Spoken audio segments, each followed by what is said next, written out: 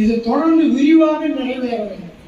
அடுத்தடுத்த ஆட்சிகளோ தலைமைகளோ வரும்போது இன்னும் விரிவாக தமிழ் மக்களும் சரி எல்லா மக்களும் சந்தோஷமா வாழ திட்டங்களை கொண்டு வர வேண்டும். நான் இறைவனை பிரார்த்திக்கிறேன். நிச்சயமாக நீங்கள் எங்களோடு இணைந்து வந்து ஒருங்கிணைத்து இந்த விருதுகளை பெற்றுக்கொள்வதில் முன்னணியாக இருப்பதை குறித்து நான் மகிழ்ச்சி அடைகிறேன்.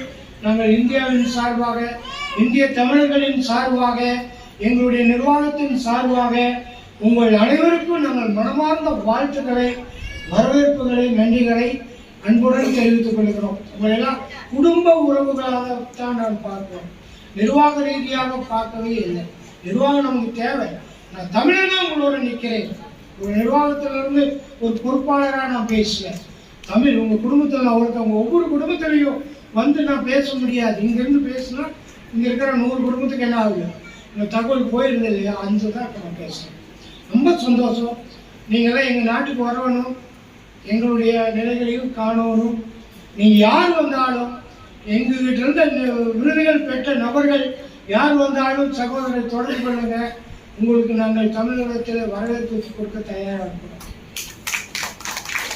சொந்த வேலைக்கு வந்தாலும் சரி, ஏதோ ஒருத்தர் சுற்றி பார்க்க வந்தாலும் சரி, மருத்துவ ட்ரீட்மெண்ட்டுக்கு வந்தாலும் சரி, வெளிநாட்டுக்கு போகிறதுக்கு இந்தியா வந்து போனாலும் சரி, எதுக்கு வந்தாலும் எங்களை தொடர்பு கொள்ளுவோங்க.